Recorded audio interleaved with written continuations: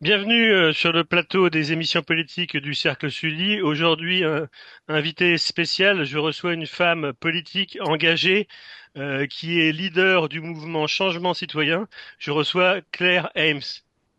Claire, bonjour. Bonjour Lucien. Bonjour Julie. Al- Alors, dans un premier temps, en fait, au Cercle Sully, la tradition veut qu'on se présente, on va se présenter, et du coup, tu vas nous dire qui tu es, ton background, ce que tu as fait avant et pourquoi tu t'es engagé en politique.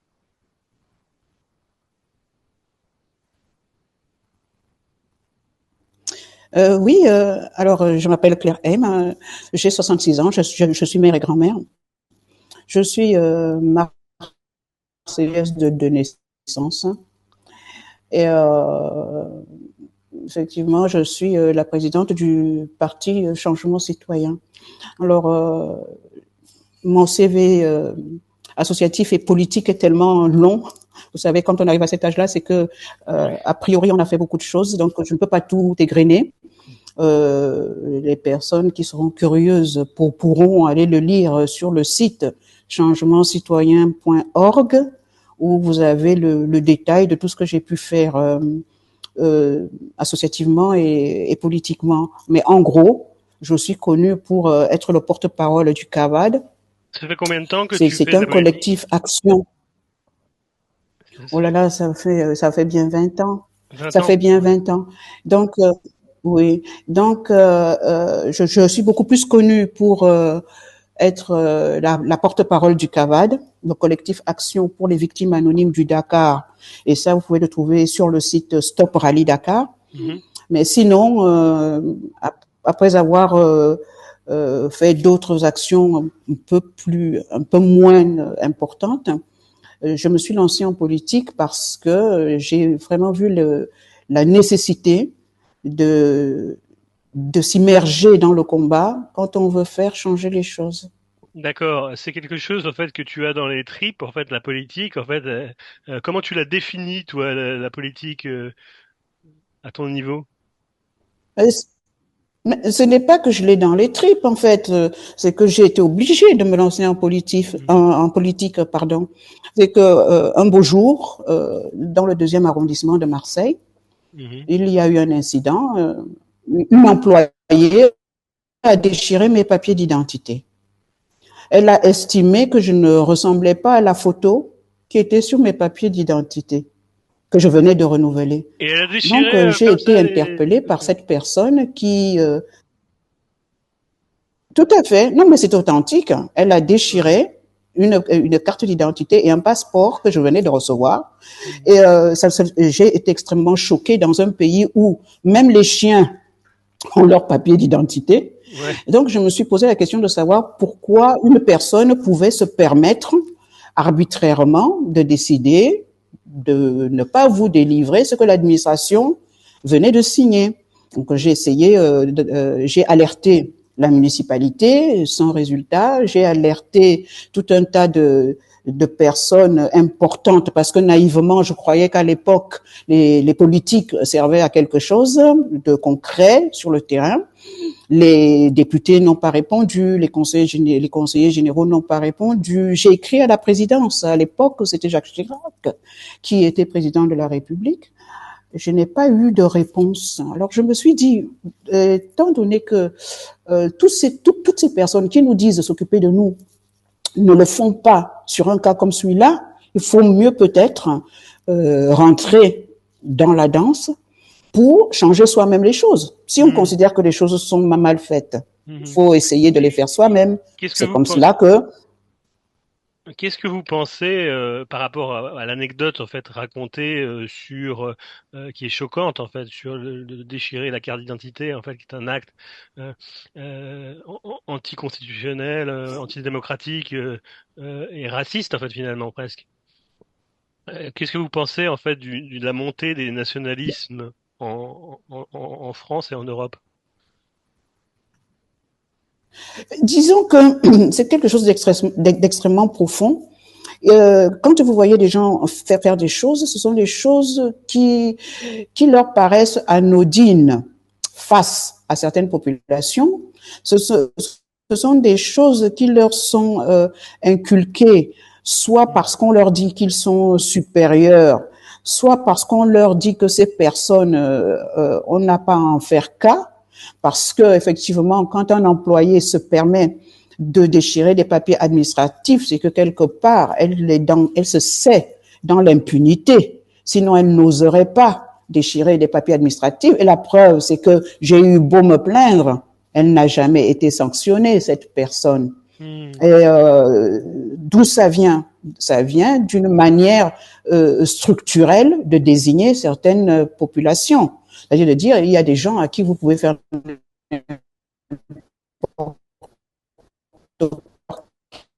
il ne faut surtout pas toucher. Il y a des personnes qui sont, il n'y aura pas de retour de bâton. Est-ce que c'est entretenu quelque part? Je dis oui. Parce que quand quelqu'un ne connaît pas son histoire, quand quelqu'un ne sait pas ce qui se passe, effectivement, nationalement, internationalement, et qu'on lui dit que les Noirs ne sont pas des gens, en fait. Certaines populations ne sont pas favorablement accueillies ou accueillables. Ça engendre des comportements de ce type-là qui mettent la société en danger quelque part. Oui. Vous avez des attaches avec l'Afrique. En fait, quel est votre avis sur l'immigration africaine? Oui, j'ai des attaches forcément avec l'Afrique. Vous voyez ma couleur. Et donc, je suis d'origine africaine de fait. Mais, et bien qu'étant née en France, bien qu'étant épouse de Français, mère de Français, grand-mère de Français, quand on me voit, on me juge par ma couleur. On ne me juge pas par mes compétences ou par ce que je peux dire ou par ce que je vaux quelque part. Ça n'a aucune importance. Et c'est là où la France a un grand travail d'introspection et d'histoire à faire, parce qu'il y a des choses qu'il faut remettre en place. Il faut remettre l'église au centre du village. Parce que l'immigration, on parle beaucoup d'immigration ces temps-ci. D'ailleurs, l'immigration est l'épouvantail qu'on nous sort à chaque élection pour obtenir les voix de personnes qui ont des problèmes sociaux, qui ont des problèmes de vie, des problèmes de bien-être et de mal-être. On leur dit ce sont les immigrés. Mais les immigrés, ils viennent d'où? Les immigrés n'apparaissent pas comme ça, ils ne poussent pas dans les jardins. Ils viennent bien de quelque part.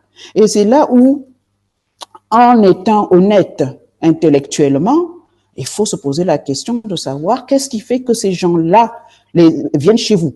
Qu'est-ce qui fait que des étrangers viennent chez vous? D'abord, c'est une histoire de rapports commerciaux, internationaux, qui fait que des gens vont d'un point X à un point Y. Bon.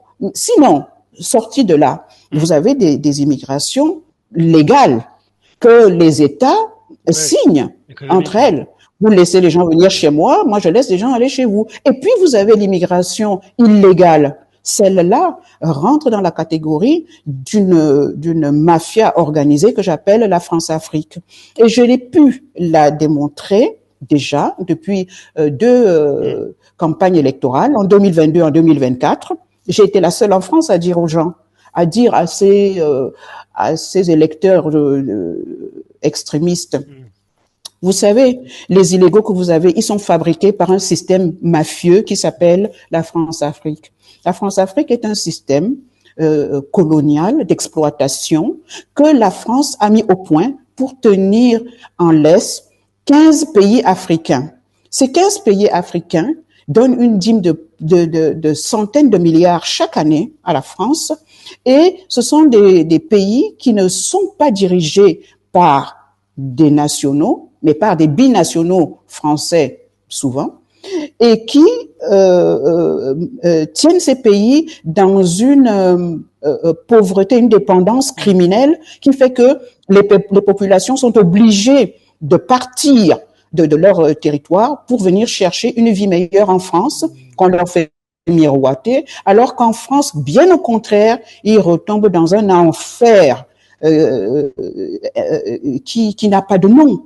Parce que quand eux, ils arrivent ici, ils sont perçus comme étant des, des envahisseurs qui viennent manger le pain des Français, alors que eux, ils viennent pour chercher une vie meilleure qui leur permettrait de pouvoir retourner chez eux. Donc, il s'ensuit un quiproquo qui fait que les gens d'ici, on leur dit, voilà les ennemis qui vous font vivre mal, ce qui est faux.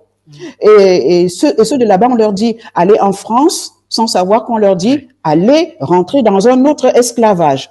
Et la France-Afrique, vous allez me dire, qu'est-ce que c'est? C'est juste un système qui maintient tous ces pays africains sous une dépendance financière, commerciale, militaire, spirituelle, éducationnelle, tout ce que vous voulez, et qui font en sorte que les gens ne puissent pas vivre. Je vous donne un exemple tout bête. Vous travaillez.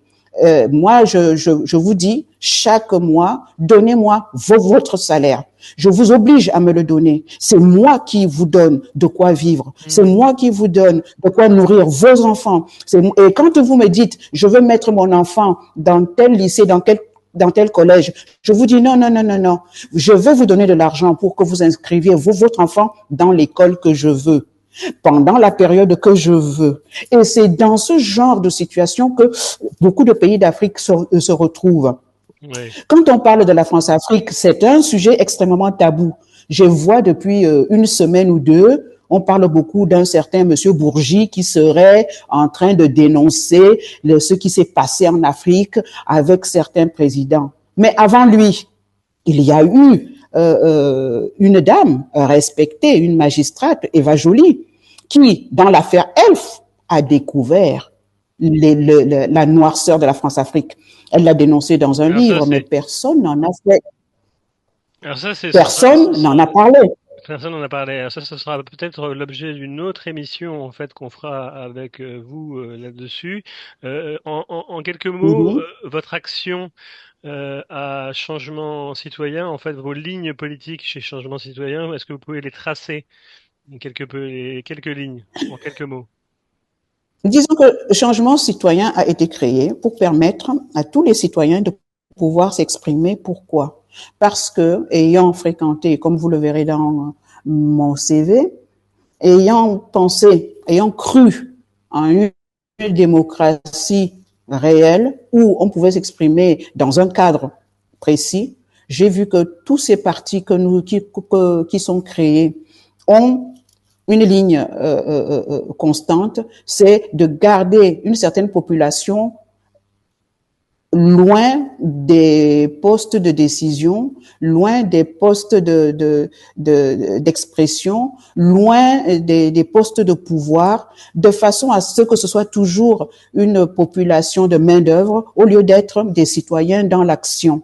Donc, à partir du moment où j'ai des idées que je veux apporter à mon pays d'adoption, que j'ai des choses à faire, que je veux régler des problèmes autour de moi parce que en tant que citoyenne, je vois que ça ne va pas. Mais qu'on m'empêche de le faire juste parce que je suis une femme noire.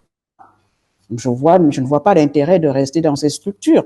Donc, ayant essayé et voyant le plafond de verre, nous avons créé, je n'étais pas toute seule, nous avons créé Changement Citoyen, qui est ouvert à tout le monde, absolument tout le monde, qui, sans qu'on ne lui donne pas la parole et à qui on ne permet pas d'aller librement aux élections pour changer. Alors, on a bien compris en fait votre action chez Changement Citoyen. On va terminer presque l'émission, mais sur le mot de la fin, je vous laisse dire ce que vous avez à dire, ce que vous voulez sur le mot de la fin. Vous pouvez. Enfin, écoutez, je vais revenir à ce que je vous disais tout à l'heure, c'est que la France a intérêt, je l'ai déjà dit à beaucoup de responsables, à revoir sa position, parce que la France a besoin de ces pays qu'elle a maltraités si longtemps. L'histoire est ce qu'elle est. Nous ne pourrons pas la changer, mais nous pouvons faire en sorte que ça se passe mieux, que ça se passe bien. Pour ne pas avoir été entendue, on voit aujourd'hui ce qui se passe. La France perd de l'influence. Pourquoi? Parce elle reste sur des positions criminelles qui ne lui rapportent rien. Il faut absolument que on change, que ces pays retrouvent leur souveraineté financière, commerciale, territoriale, spirituelle, tout ce que vous voulez, afin de Hmm. d'arriver à ce que les pauvres chez elles, que personne ne parte de chez lui pour aller à l'extérieur, mourir à l'extérieur. Personne n'aime ça. Il faut permettre aux populations africaines de vivre sur leur territoire en sécurité avec les partenaires qu'ils veulent. Ce n'est que comme ça que la France gardera son aura internationale qu'elle est en train de perdre à la vitesse grand V. Ce n'est qu'ainsi qu'elle gardera sa position à l'ONU. Ce n'est qu'ainsi qu'elle gardera la francophonie. Parce qu'il ne faut pas oublier que tous ces pays-là forment ce que la France revendique comme la francophonie. Il faut que la France change ses relations, que les politiciens français changent leurs relations avec les pays africains qu'ils considèrent comme leur précaré. C'est ce qui va faire que nous tous, on puisse avancer ensemble pour un avenir centré sur l'humain. Déclaration de Claire Helms en fait sur Changement citoyen. Merci de nous avoir suivis. Je referme cette émission des émissions politiques du Cercle Sully et je vous dis à très bientôt pour une prochaine. À bientôt. Merci, Cercle Sully. Merci. Au revoir. Au revoir.